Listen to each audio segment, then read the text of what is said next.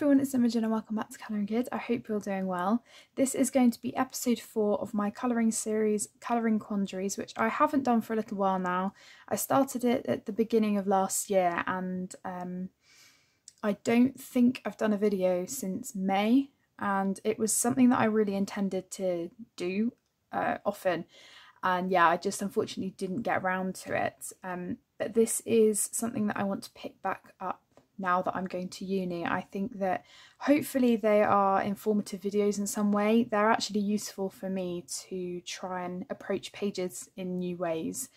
And they're also, you know, good videos for me to make. You know, in a sense, I do plan my pages to some extent before I start colouring them.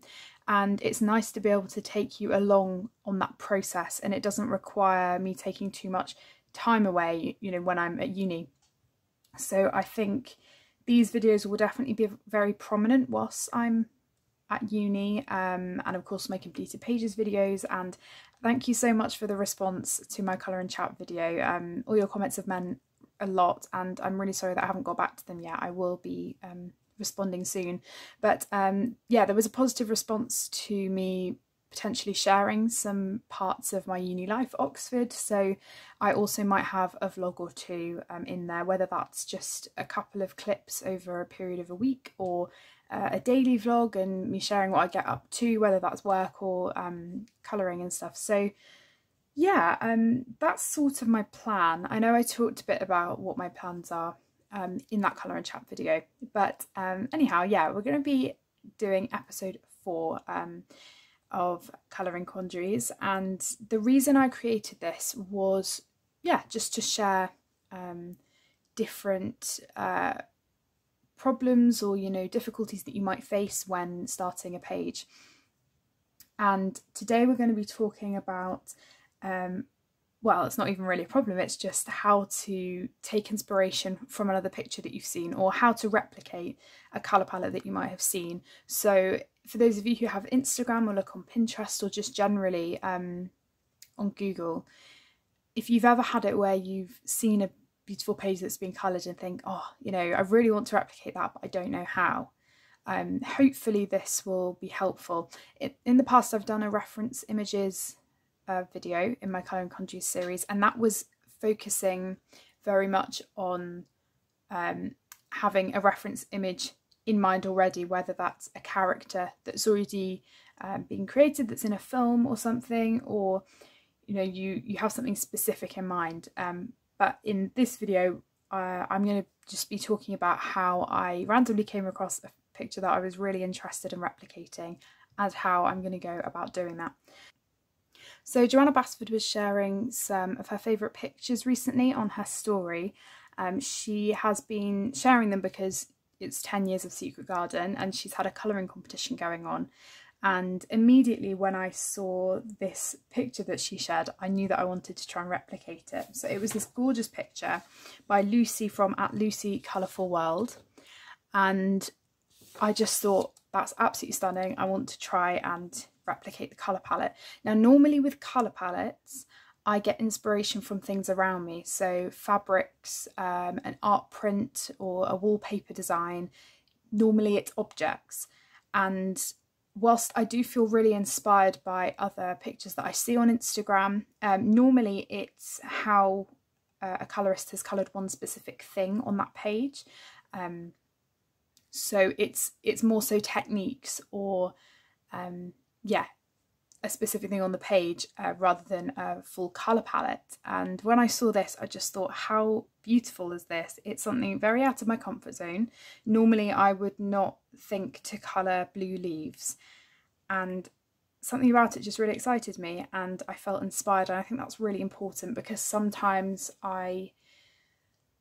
sometimes I do lose that enjoyment with certain pages that I've coloured, and I don't always finish them. And this has been the first page in a really long time that's just jumped out at me. I thought, oh, you know, I really, really feel like doing that. And it makes me a better colourist, because I have seen a colour palette and I would never have come up with this colour palette. So, you know, I'm always learning things, and it's really nice that I will be learning whilst doing this page. And sort of going through the process of putting this colour palette together.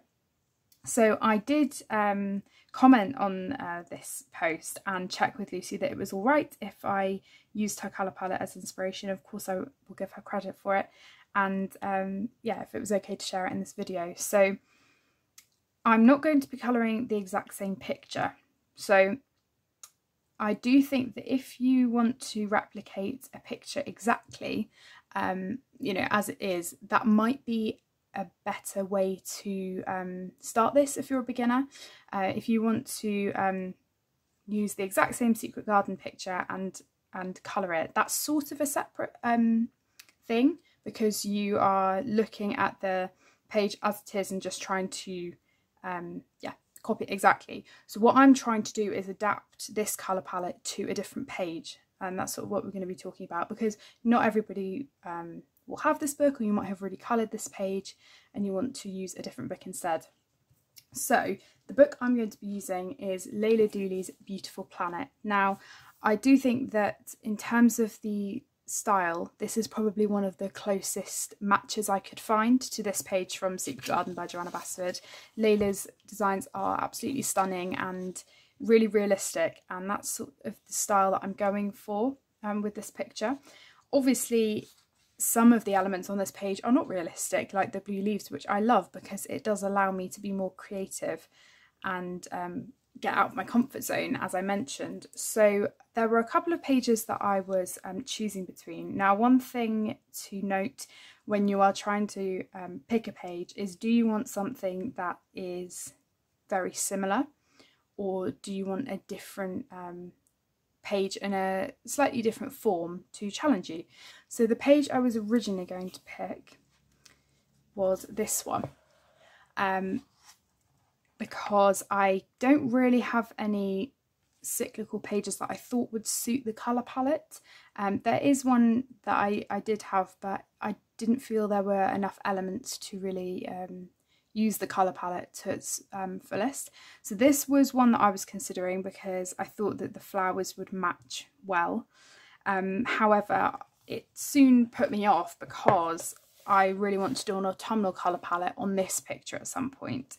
And I do somewhat want my paired pages to look slightly cohesive. I don't think it would necessarily have been a massive issue, but for me, I decided to pick a different page instead so that it would match better. So the one that I ended up going for was this one, which is a massive double page spread. This is probably going to take me months, but it will be a really nice project to just, you know, do a tiny bit of. And, you know, it might take me 3 months, but I'm really looking forward to it. So I'm not even sure if it's all in frame, but this double page spread, the reason I was drawn to it was because of some of the flower shapes, and I thought that they would match really well with the design that Lucy coloured. So these peach flowers, pink, immediately I was reminded of them when I saw these ones. And another thing to consider is the way that the colour placement has been done. I love the way that Lucy has really tried to make it cohesive by placing the colour around the page and making sure that there wasn't sort of one area that jumped out because there was a colour that had only been placed in that area. So I like the fact that there is a bit of colour of each different colour everywhere. I think that works really well. So I was mindful that I needed to pick a page where that would also be the case. So the peach flowers, for example, pink ones, I will have all dotted around here. Granted, there won't be any over on this section, but I don't think that will matter too much. I do still feel like it's, you know, a fairly good spread out design. We've got these lovely big blooms here which spread across the whole design, and the blue flowers, the blue purple ones, I think will work really well here and in some other places as well. I haven't figured out yet what to do with these because I think these are meant to be daisies and I don't think I will be colouring them as such, so I have to play around with that a bit. But there are some lovely flowers up here as well that are slightly different. So for the most part I did try to match the flowers. These lovely leaves here in the olive colour are pretty similar to these ones down here, and then there are quite a few that I feel would would be good in the turquoise, which is probably the bit that I'm most nervous for because I normally only colour green leaves.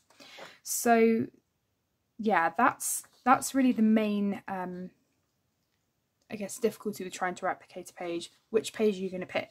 So that is why I chose this page. Also, the thing I like about it is Lucy has done a really light background. She's allowed everything to pop whilst also having a background, and sometimes I don't feel that a picture needs a background, but I do think that this lovely blue will be really beautiful on this page, and there aren't too many areas where I will even need it. I'll probably just fade it out into the background. So that's the plan for this picture. So now on to the colour palette. Now, it depends what colour pencil set you have.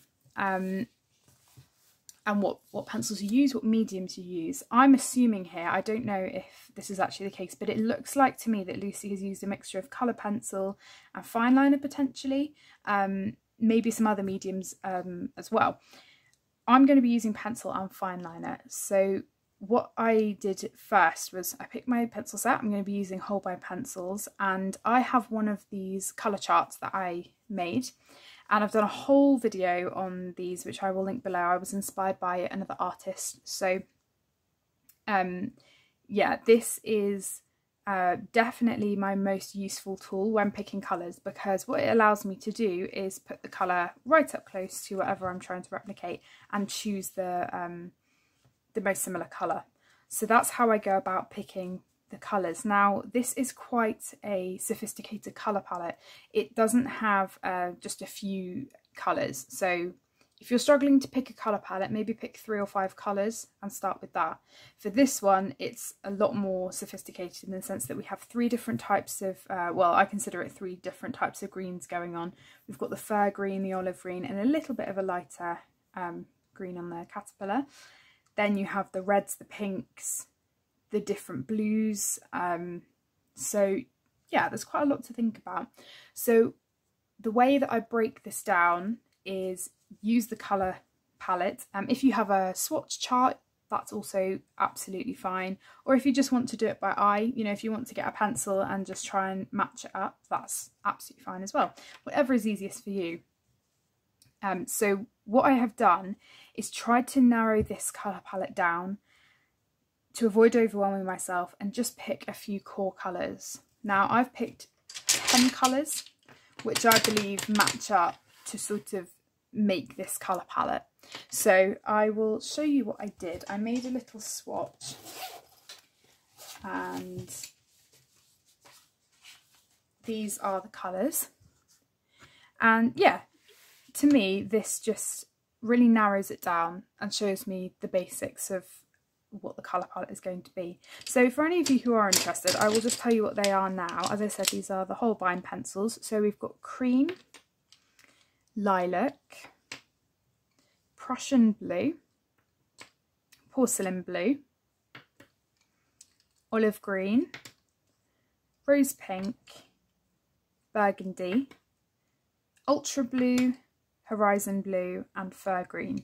So they are the main colours.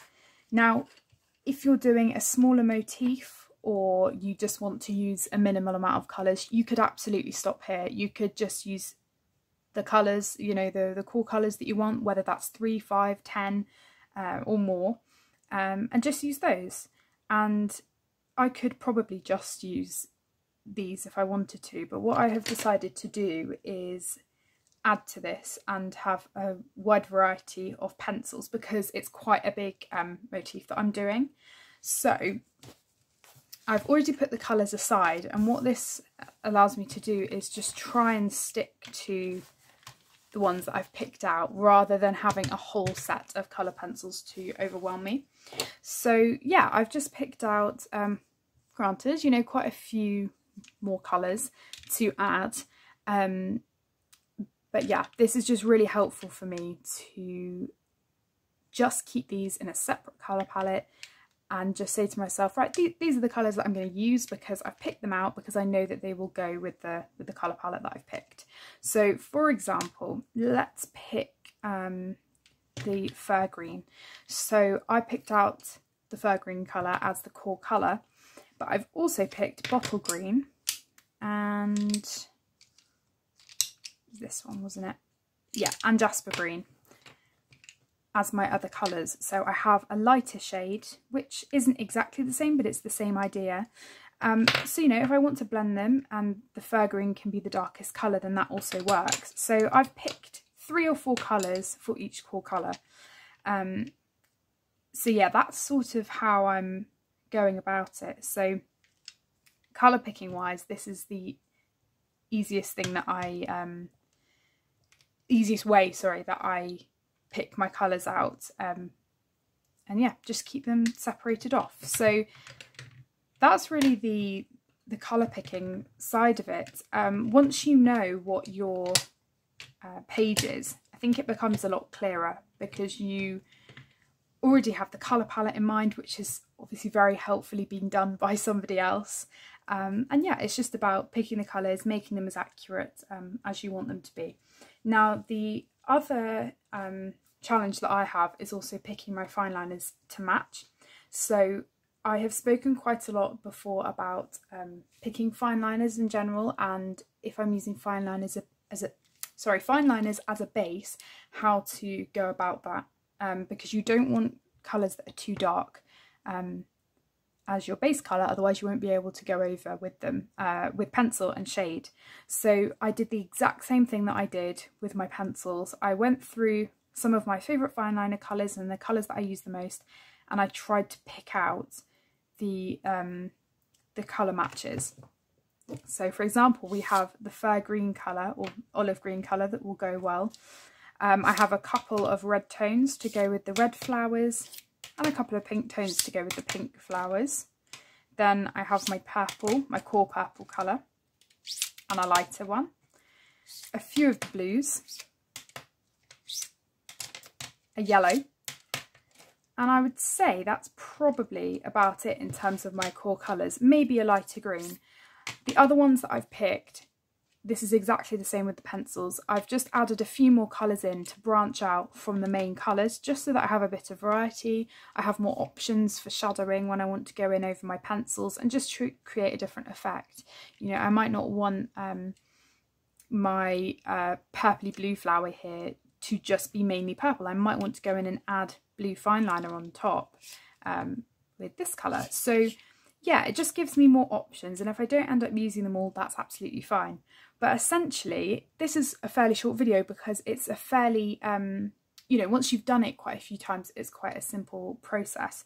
So just to round off, as I said, the difference between having a reference object or a pattern to having a reference image is that trying to translate a pattern or an object can sometimes be harder because it wasn't originally a colouring page. Of course, in this case, you've got the beautiful colour placement that's already been given. The challenge comes when you're trying to translate a page from one to the other if it's not exactly the same page. So I hope in some ways this has been useful if you do find a picture that you're really inspired by that you want to try and replicate. And yeah, just make sure that you have the person's permission, of course, because at the end of the day, colouring, you're given a blank image and it's up to you to add the colour, and everybody has a different colour palette, so it is something that somebody has created themselves. So yeah, just obviously just yeah, make sure to check. But I really thank Lucy for creating this beautiful image because I felt so inspired by it, and I really hope that even if this picture does take me 3 months or more or less, I will be able to share the end result at some point.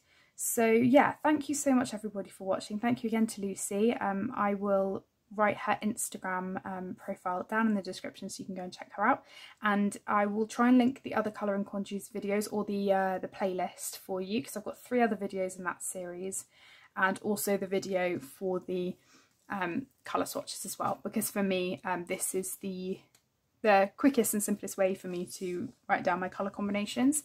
I've done a Prismacolor one and I've got my Holbein one, and I've separated them because I'm only going to be taking my Holbeins and a couple of other pencils with me to uni. So yeah, thank you so much for watching, and I will see you all in my next video. Take care everyone, bye!